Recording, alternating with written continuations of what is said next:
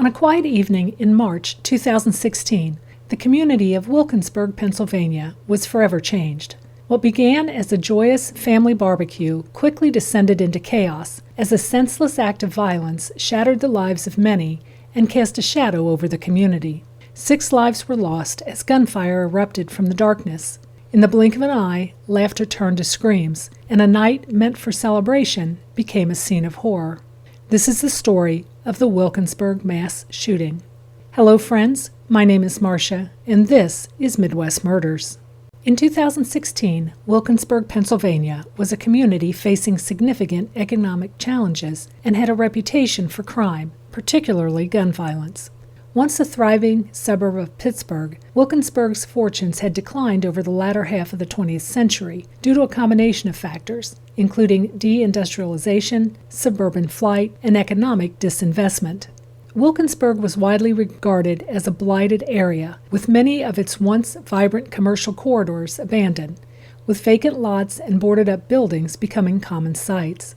The population had decreased significantly since its mid-20th century peak, and many who remained lived below the poverty line. However, not all parts of Wilkinsburg was equally affected. Franklin Avenue, where the events of that March night occurred, was generally regarded as a quieter residential street, not known for the level of violence seen in other parts of town.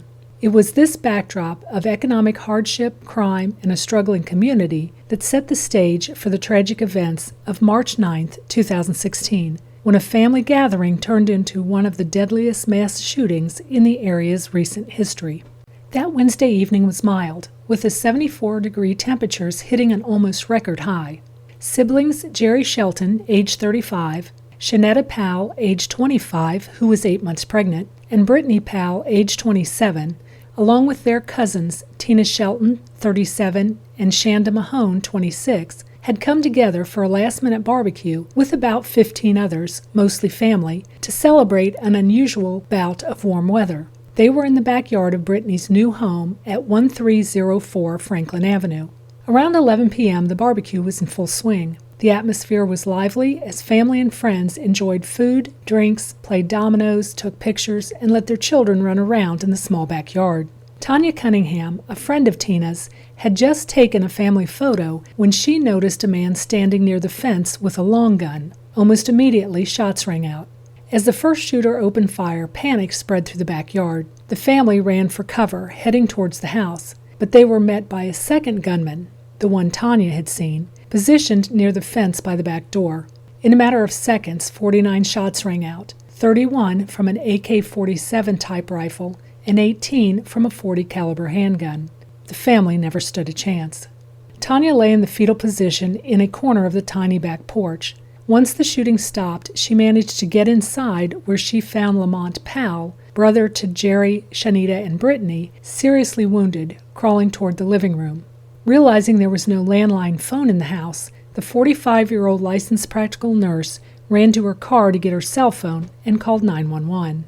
Wilkinsburg police officer Donald Hamlin was 4 blocks away when he got the call and was first on the scene. He found Lamont Powell on the front porch, bleeding profusely from a chest wound. In the backyard, he found 2 victims at the bottom of the porch steps and 3 on the small porch. Detective Michael Adams was on routine patrol when he heard gunshots. As he headed toward the shots, he saw a man get into a white Lincoln parked in the 1400 block of Franklin and made a note of the license plate.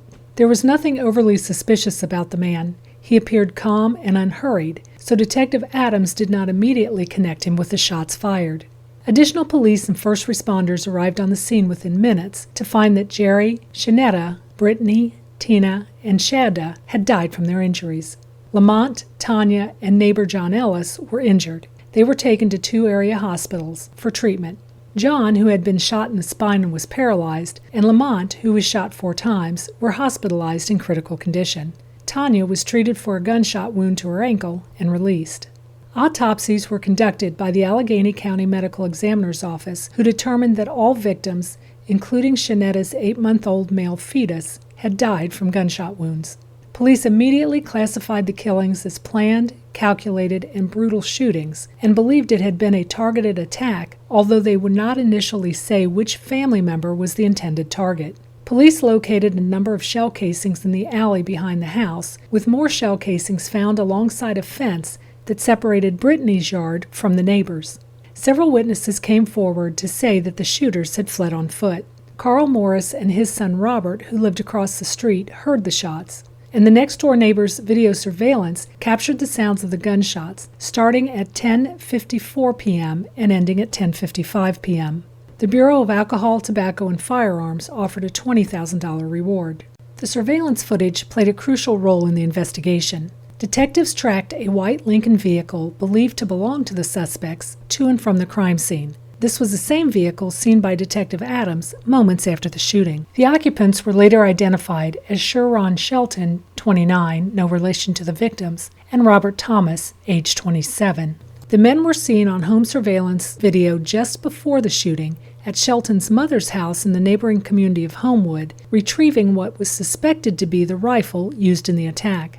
Police arrested Shelton and Thomas several weeks later on unrelated charges stemming from a 2013 incident. Two jailhouse informants would later come forward telling police that Shelton and Thomas had confessed to the killings. According to the informants, the motive was retaliation for the 2013 slaying of a friend. Shelton blamed Lamont Powell, and while he was considered a suspect, he was never charged. The informants further stated that Shelton and Thomas had seen a Facebook post that had said Lamont was at the cookout. They were each charged with 6 counts of murder. However, despite the mounting evidence, the case would take a dramatic turn. On the day Robert Thomas's trial was to begin, the judge dismissed the charges against him, citing lack of evidence.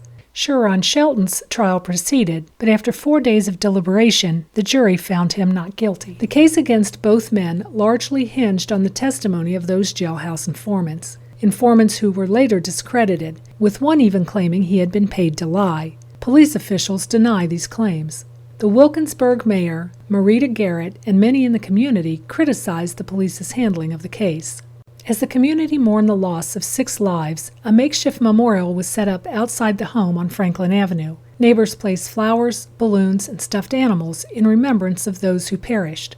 The funerals, held at the Lighthouse Church in Pittsburgh's St. Clair neighborhood, drew over 200 attendees who came to pay their respects to the siblings and the unborn child lost in the senseless attack. The Wilkinsburg police increased patrols, making their presence more visible to the community. The tragedy of the Wilkinsburg mass shooting serves as a painful reminder of the fragility of life. 6 lives were lost that night, each one a cherished son, daughter, brother, or sister, leaving behind a community grappling with grief and confusion. But amid the sorrow, Wilkinsburg has shown remarkable strength and resilience. In a town long troubled by violence, the tragedy on Franklin Avenue serves as a somber reminder of the devastating effects of revenge and the ripple effects that gun violence can have on families and communities. If you have any thoughts, theories, or comments about the Wilkinsburg mass shooting, please leave them in the comments below. Until next time, stay curious, stay vigilant, and may the truth reveal itself in the shadows.